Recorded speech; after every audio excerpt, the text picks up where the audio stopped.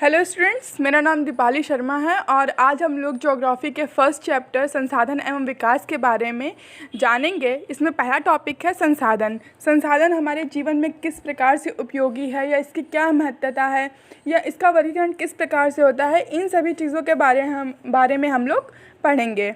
तो पहला जो टॉपिक है वो है संसाधन। संसाधन हमारे पर्यावरण में उपलब्ध प्रत्येक वस्तु है जो हमारी आवश्यकता को पूरा करने में प्रयुक्त की जाती है, संसाधन कहलाती है।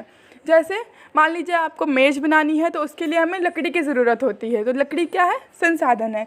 फिर संसाधन का वर्गीकरण। संसाधन का वर्गीकरण हम 4 आधार पर करते हैं: उत्पत्ति के आधार पर, संप्राप्तता के आधार पर, स्वामित्व के आधार पर और विकास के स्तर के आधार पर।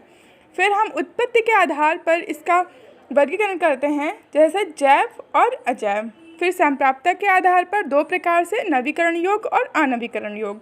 स्वामित्व के आधार पर 4 प्रकार से, व्यक्तिगत, सामुदायिक, राष्ट्रीय और अंतर्राष्ट्रीय। विकास के स्तर के आधार पर संभावी, विकसित, भंडार और संचित कोष। उसके बाद हम जो टॉपिक पढ़ेंगे वो है उत्पत्ति के आधार पर, हेडिंग है वो है जैव। जैव क्या होते हैं? संसाधन। इन संसाधनों की उत्पत्ति जीव मंडल से होती है, इनमें जीवन व्याप्त होता है, जैसे मनुष्य, वनस्पति जगत, प्राणी जगत, पशुधन, मत्स्य जीवन आदि। अजैव वे संसाधन जो निर्जीव वस्तुओं से बने होते हैं अजैव कहलाते हैं, जैसे चट्टानें और धातुएं। ठीक है। अब जैव अजैव में डिफरेंस क्या होता है? जैव जिनमें जीवन है, अजैव जिनमें जीवन नहीं है। दूसरा जो वर्गीकरण किया है हमने वो है संप्राप्तता के आधार पर। इसमें पहला है नवीकरण योग्य। वे संसाधन जिन्हें भौतिक, रासायनिक या यांत्रिक प्रक्रियाओं द्वारा नवीकृत या पुनः उत्पन्न किया जा सकता है, उन्हें नवीकरण योग्य अथवा पुनः पूर्ति योग्य संसाधन कहते हैं, जैसे सौर ऊर्जा, पवन ऊर्जा, जल व वन तथा वन्य जीव। अनवीकरण योग्य कौन से होते हैं? इन संसाधनों का विकास एक लंबे भूवैज्ञानिक अंतराल में हुआ है, जैसे खनिज, जीवाश्म ईंधन, और इनके बनने में लाखों वर्ष लग जाते हैं। अब नवीकरणीय और अनवीकरणीय में अंतर क्या है? नवीकरणीय जिन्हें पुनः प्राप्त किया जा सके और अनवीकरणीय जिन्हें पुनः प्राप्त ना किया जा सके। इसमें एक जो मेंशन है वो है जीवाश्म ईंधन। जीवाश्म ईंधन क्या होते हैं? तो जीवाश्म ईंधन होते हैं कोयला और पेट्रोलियम। ठीक है, तो ये याद रखें आप लोग। उसके बाद स्वामित्व के आधार पर। स्वामित्व के आधार पर व्यक्तिगत यानी जो व्यक्ति अपने लिए ही यूज़ करता है।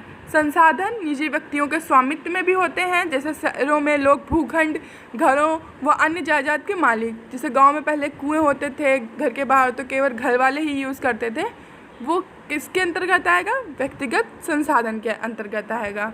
उसके बाद जो दूसरा है वर्गीकरण वो है स्वामित्व के, सामुदायिक स्वामित्व वाले संसाधन। तो ये संसाधन जो समुदाय के सभी सदस्यों को उपलब्ध होते हैं, जैसे सार्वजनिक पार्क, खेल के मैदान। इसमें ऐसा तो है नहीं कि केवल हम ही लोग जाएंगे, सभी लोग जा सकते हैं।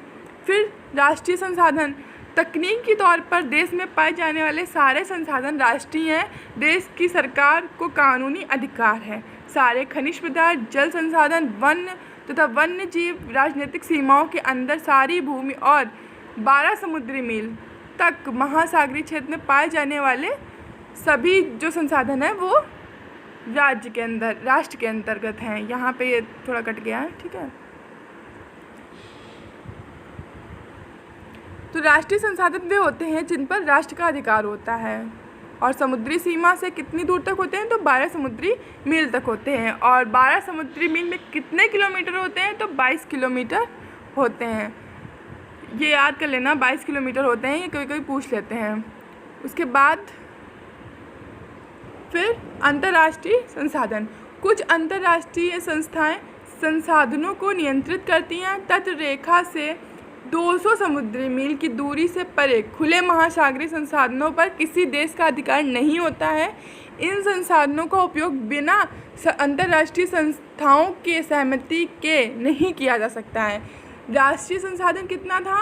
12 समुद्री मील और अंतर्राष्ट्रीय 200, यानी कि अगर जो 200 समुद्री मील के बाद कोई संसाधन है तो उसका उपयोग हम लोग बिना अंतर्राष्ट्रीय संस्थाओं के सहमति के नहीं कर सकते हैं। उसके बाद विकास के स्तर के आधार पर। विकास के स्तर के आधार पर संभावी, ये वे संसाधन हैं जो किसी प्रदेश में विद्वान है परंतु इनका उपयोग नहीं किया जा सका है। जैसे राजस्थान, गुजरात में सौर ऊर्जा के अपार संसाधनों की संभावना है। संभावी यानी जिनकी संभावना है, नाम से ही स्पष्ट होता है, नाम से ही डिफिनेशन निकालने की कोशिश किया करी है। तो यानी कि गुजरात और राजस्थान में ये संभावना तो है कि सौर ऊर्जा के संसाधन हैं, लेकिन अभी उनका उपयोग नहीं किया गया है। विकसित कौन से होते हैं? वे संसाधन जिनका सर्वेक्षण किया जा चुका है और उनके उपयोग की गुणवत्ता और मात्रा निर्धारित की जा चुकी है, विकसित संसाधन कहलाते हैं। विकसित संसाधन वे होते हैं जिनका विकास हो गया, हमें पता है कि कितना यूज़ करना है, कितना रखना है। इसके बाद है भंडार। पर्यावरण में उपलब्ध वे पदार्थ जो मानव की आवश्यकताओं की पूर्ति कर सकते हैं परंतु उपयुक्त प्रौद्योगिक के अभाव में पहुंच से बाहर है, भंडार में शामिल है। जैसे कि कोई चीज़ है तो वो हमें मालूम है कि ये है, लेकिन हमारे पास उतनी हाईटेक टेक्नोलॉजी नहीं है कि हम उसका उपयोग कर सकें, तो वो किसके अंतर्गत आ जाएगी? भंडार संसाधन के अंतर्गत आ जाएगा।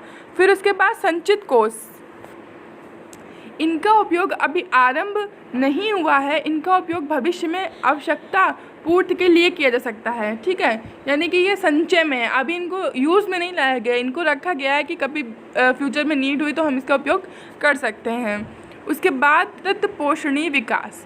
सतत पोषणीय आर्थिक विकास का अर्थ है कि विकास पर्यावरण को बिना नुकसान पहुंचाए हो और वर्तमान विकास की प्रक्रिया भविष्य की पीढ़ियों की आवश्यकता की अवहेलना ना करे।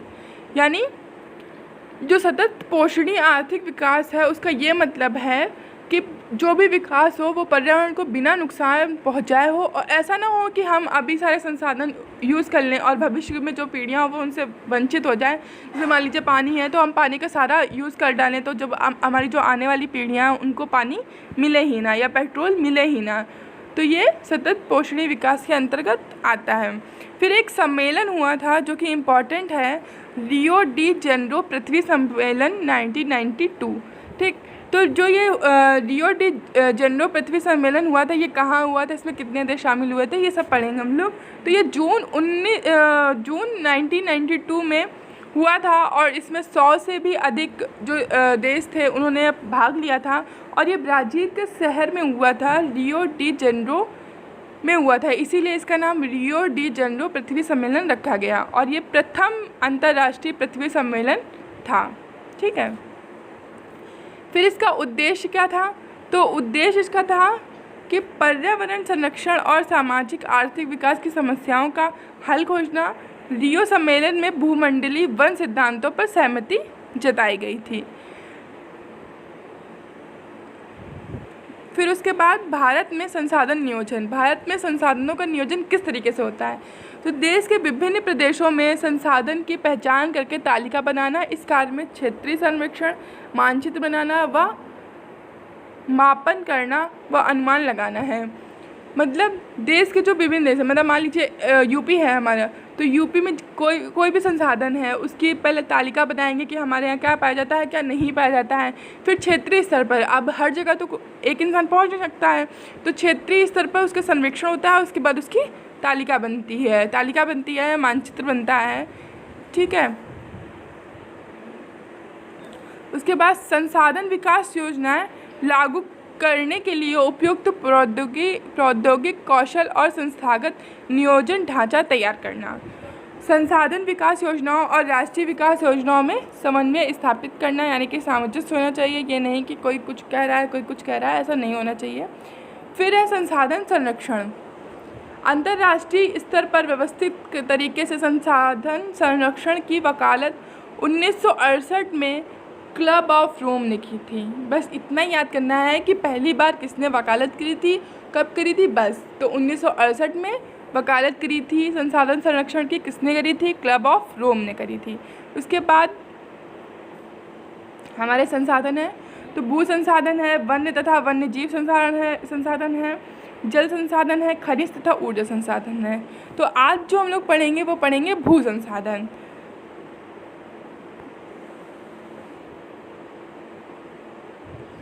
भारत में भूमि पर विभिन्न प्रकार की भू आकृति जैसे पर्वत, पठार और द्वीप पाए जाते हैं। ठीक है, भारत में सभी प्रकार की चीज़ें पाई जाती हैं, पर्वत भी हैं, पठार भी हैं, मैदानी इलाका भी है, सभी कुछ है। फिर भू क्षेत्र कितना है, तो भू क्षेत्र है 43%, ये याद कर लेना, जो कि किसके उपयोग में आता है, कृषि और उद्योग के विकास के लिए सुविधाजनक है।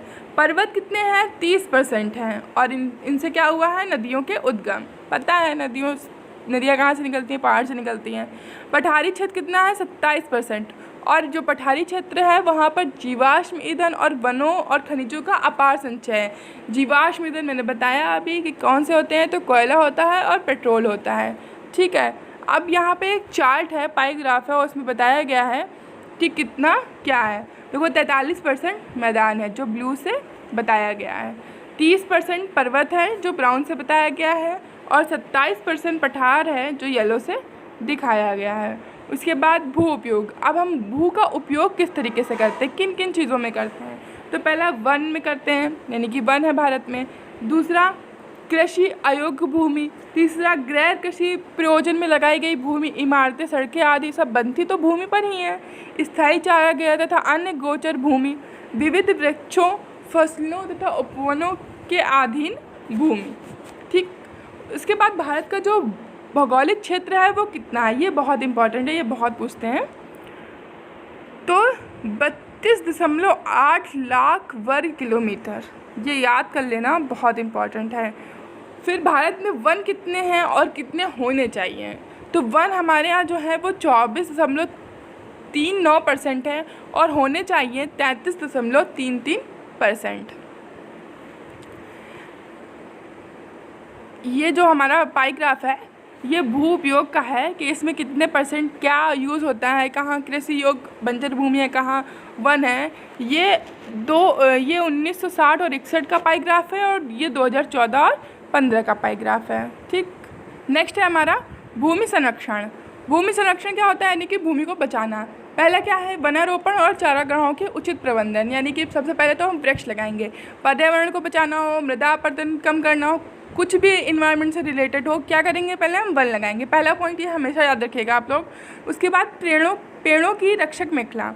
रक्षक मेखला क्या होती है, जैसे कि ये मान लीजिए हमारा एक खेत है, तो इसके किनारे किनारे हमने यहाँ पे पेड़ लगा दिए, ये तो ये क्या कहलाएगी, पेड़ों की रक्षक मेखला, ठीक। पशुचारण पर नियंत्रण, खनन नियंत्रण और बंजर भूमि के उचित प्रबंधन, ठीक। तो ये जो हमारा था चैप्टर, इसका ये पार्ट 1 है। पार्ट 2 भी हम लोग पढ़ेंगे, उसमें मृदा संसाधन के बारे में पढ़ेंगे और कुछ क्वेश्चंस भी सॉल्व करेंगे। Thank you.